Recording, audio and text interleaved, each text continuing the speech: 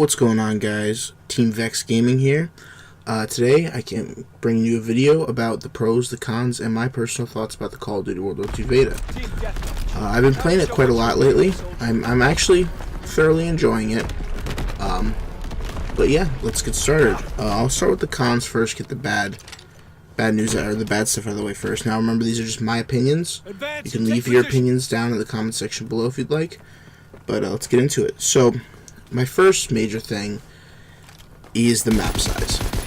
When I was thinking about a World War II game, I'm thinking about Call of Duty World at War with the nice, big, decent sized feeling maps. And here, they feel like they're not much bigger than Black Ops 3 maps. And for a World War II game where it's boots on the ground, I kind of expected a little bit more from that.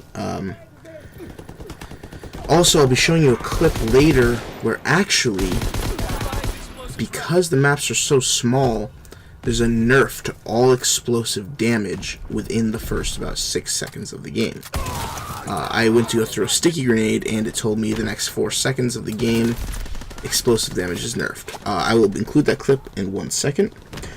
Next thing, so the guns feel overall pretty good, but obviously in every beta there's always going to be one gun, or in every game there's going to be one gun that stands out. Not to mention any names, but from what I'm seeing right now, the STG-44 is kind of on top of the game. It's one of those guns where if you react while someone's shooting at you and you have the STG-44, you can kill them. But it's also one of those guns where if you start getting shot by it and they're landing all their shots, you can't do much about it. That's just my experience so far. I've been playing with the LMG because it's kind of the most successful for me. Alright, so let's see. Next thing, point streaks. Now, point streaks are a sensitive topic for some people ever since they brought them in to Call of Duty. Personally, I prefer kill streaks. I'm one of the kind of old school Modern Warfare 2, World at War, Modern Warfare original kind of players where I enjoy being rewarded for getting 7, 8, 9, 10, or even that 25 kill streak. Point streaks to me always felt like you had to do extra to get something so small such as a UAV. Where in previous games it was 3 kills. Now you have to get 5 kills minimum, or you have to get other things leading up to those kills with points. So personally, I think it would be nice if they lowered down point streaks a little bit. Maybe choose in between UAV and Molotovs, not Molotovs as the only 300 point one. But that's how I feel about that so far. So I've been playing the LMG, like I said before. It's pretty much the only class I play, and I feel like in the class I'm not getting anywhere in my division leveling up. And the beta's only here for 2 weekends, not 2 weeks. The PS4 weekend and then the other weekend for everyone else. And truthfully, I think for people who have a full-time job, or they work on the weekends or work part-time and can't devote their entire time to Call of Duty, aren't going to be able to really max out or get to the max of what the division offers. I would love to see what's at the end of the division, but I don't feel that I will personally be able to reach there in time, and I've been putting a lot of time into the game. So, I think that hopefully for the main game, it seems okay. But for the beta itself, I think they should have made it a little quicker to get to where you need to be. Next thing, we're going to go with map designs. Now, I watch a YouTuber named Nero, and I usually agree with what he's saying, and especially what he says this time.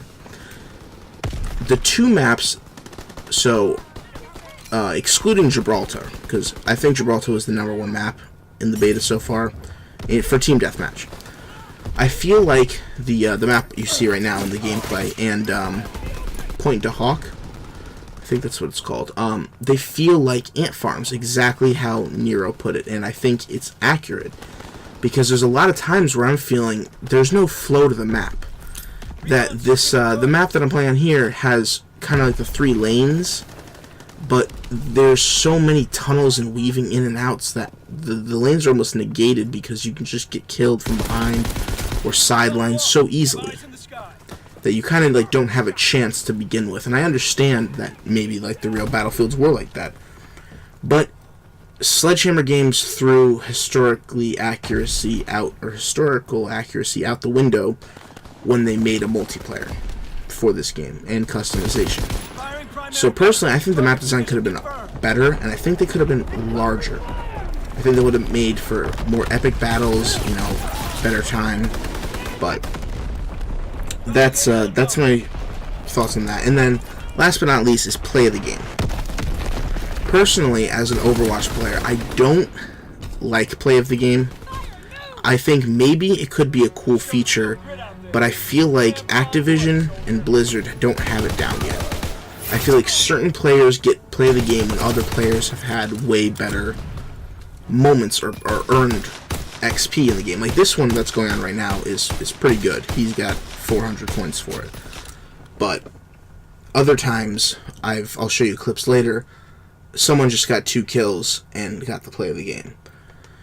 But now we'll move on to the pros. Okay, so now for some pros. The perks on the divisions, I'm actually fairly fond of. For one, I love being able to have a bipod on my LMG. In the previous clip I just showed you, is actually I set up and got about 3 or 4 kills right on the ground, and it's in my opinion, I think LMGs should always be like that in every Call of Duty game, because usually they have bipods, and that's what they're meant for in actual combat. They're meant for support.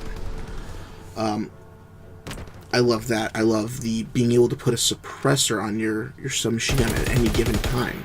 I always kind of didn't like the fact that it was a permanent attachment you either had on during the match or you didn't have it at all.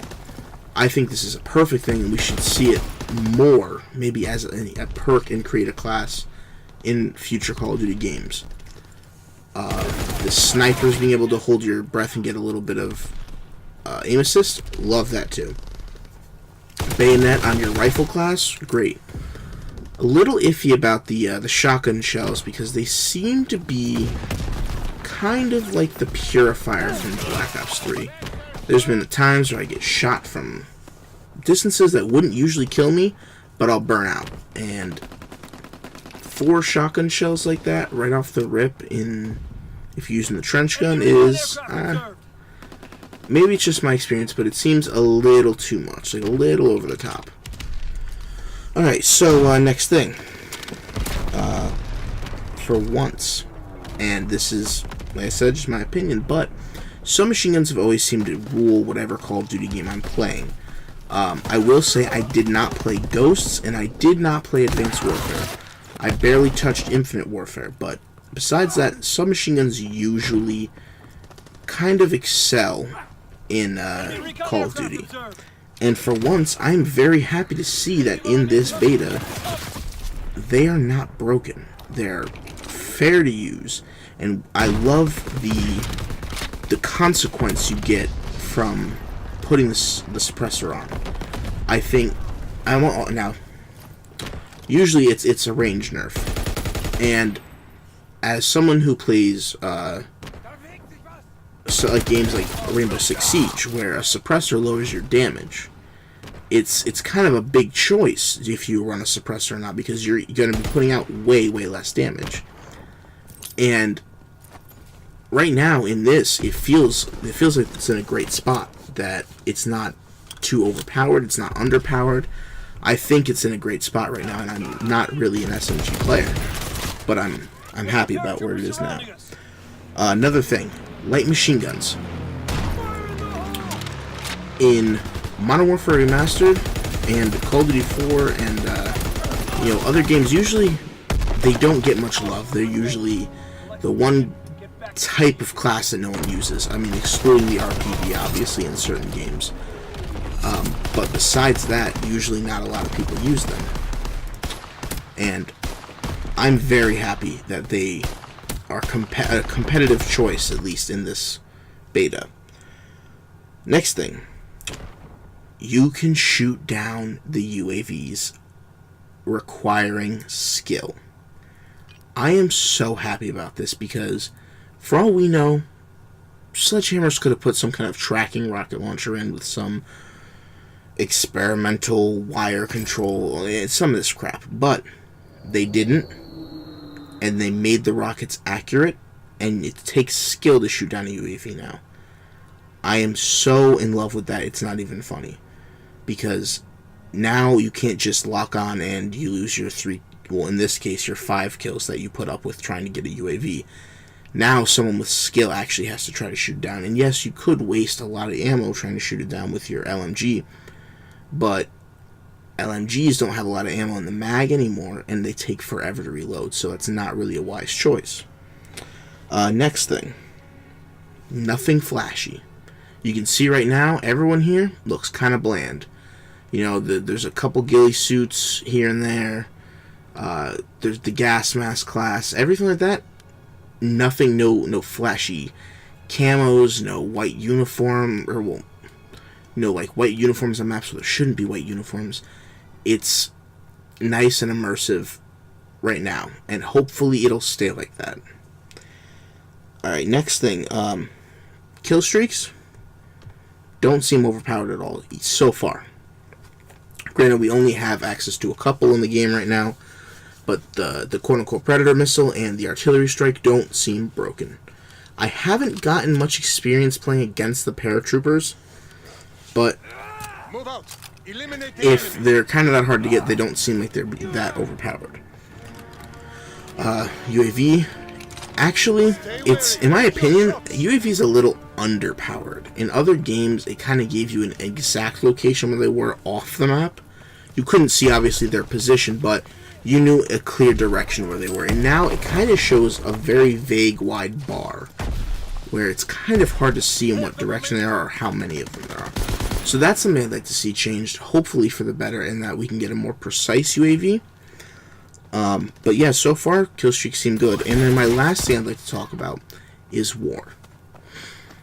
I absolutely love this game mode. Whether I'm losing or I'm winning, I'm having fun in this game mode. And I think it's a great mix of all kinds of player types, where you could be a sniper and sit back, stop the guys from building the bridge. You could be a shotgunner, a submachine gunner, and sit in the room while defending the important files. Or you could be someone with a light machine gun or some kind of rifle class, where you're fighting at regular mid-range engagements anywhere around the map, whether it be defending the ammo depot or escorting the tank. I think it's the most fun I've had in Call of Duty in a while, and that's saying something. So kudos to Sledgehammer Games. That they did a great job with war so far. Hopefully they don't change it too much. But so what I'll be doing now, those are my pros, my cons, kind of basic. Didn't want to make it too long, even though we're already at 13 minutes. I'm using a limited editing software and recording software, so what I'll be doing is I'll be showing you the clips right now of the, or the clip, I should say, of the nerfed explosive damage at the beginning of the game, because I would like you guys to see it, and it kind of to make its way around the community so everyone knows about it. In my opinion, I think it's kind of a low blow. If they really didn't want grenade throwing right off the rip, they shouldn't have made such small maps, but that's just my opinion. I hope you guys had, I hope you guys liked listening to the video. Leave your comments down below. I love to read your guys' opinions. Let me know what you think about this, and what you think Sledgehammer could do to make things better or more balanced for the beta coming up next weekend.